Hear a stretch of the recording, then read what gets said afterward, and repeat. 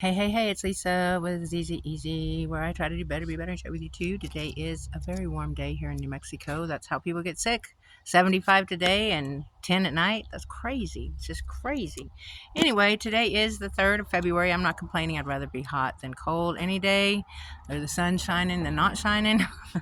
It's just crazy the weather, how it's been manipulated and um, it's just even the plants and stuff, man, the cactus and stuff's falling over because it got so cold.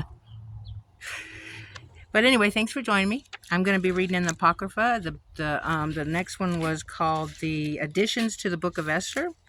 So I'll read like the four, like the first chapter, I guess, kind of explaining what it is, and then the first chapter is only like can't even tell, 12 or 13. It says 11, 12. That's so weird. I guess this is going on addition to, I guess it's addition to the Esther in the Bible, because it starts at chapter 11 and it's 12, 13, 14, 15, 16. It looks like 17, all the 17 chapters. But anyway.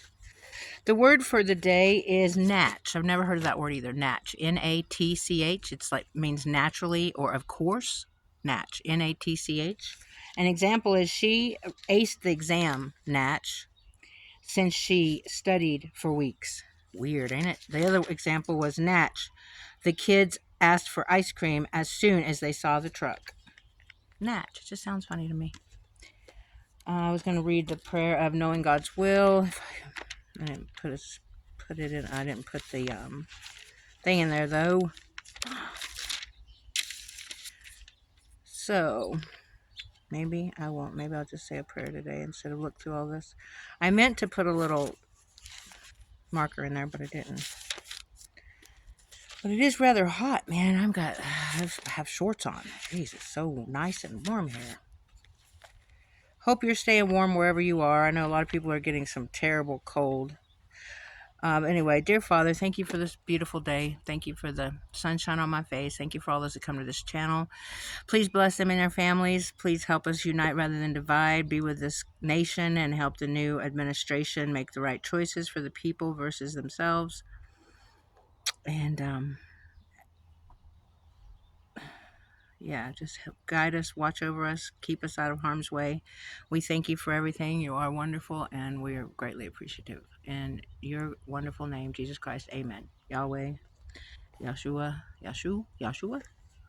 Okay, let's see. So this is going to be the additions to the book of Esther. The Old Testament book of Esther is like Judith, a romantic story of how a Jewish saved her threatened people by charming a powerful enemy, but it is far less permeated with piety. The name of God does not occur in it. The 6 pieces presented here, which are included in the Greek text at appropriate points, as indicated in the marginal numeration, particularly the prayers attributed to Esther and the acknowledgement of divine help attributed to Mordecai, look as if they had been added in order to amend the secular tone of the book. The fuller text may, as some scholars hold, represent a different and equally ancient recension of the story. Even aside from the additions, the Greek and Hebrew texts of Esther differ.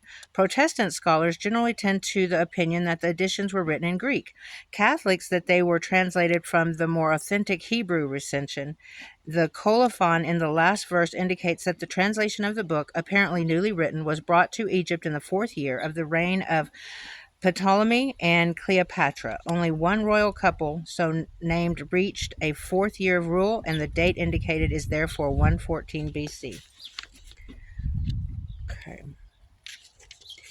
The additions to the book of Esther, chapter 11. In the 2nd year of the reign of Artaxerxes the Great, on the 1st day of Nisan, Mordecai the son of Jair, the son of Shimei, the son of Kish of the tribe of Benjamin, had a dream.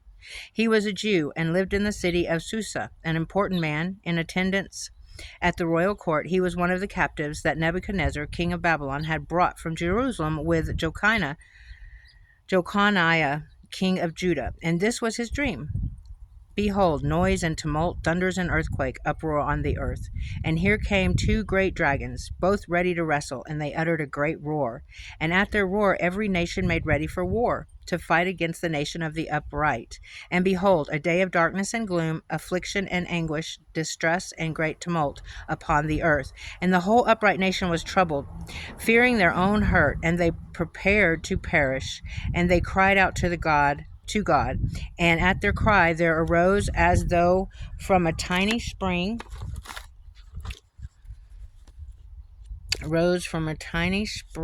a great river with abundant water. Light came, and the sun rose, and the humble were exalted and consumed the glorious. When Mordecai, who had this dream and had seen what God had resolved to do, awoke, he kept it in his mind all day sought by all means to understand it.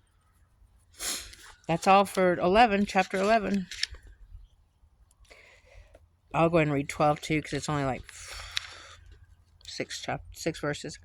12. Now Mordecai took his rest in the court with Gabbatha and Thara, the two royal eunuchs who kept watch in the court. He overheard their reflections and inquired into their designs, and found out that they were preparing to lay hands on King Artaxerxes. And he informed the king about them, and the king examined the two eunuchs, and when they confessed, they were led off to execution. And the king wrote a memorandum about this matter, and Mordecai also wrote about it. And the king ordered Mordecai to be in attendance at the court, and he made him presents because of it. But Haman, the son of Amminadab, a Bogian, was in high honor with the king, and he set out to injure Mordecai and his people because of the two royal eunuchs. That's fast. But hey, I got a lot to do today. I still got to go clean a couple rooms. So anyway, I hope you have a wonderful rest of your day. And until tomorrow, God bless. Goodbye. Like, subscribe, leave a comment, and I'll see you next time.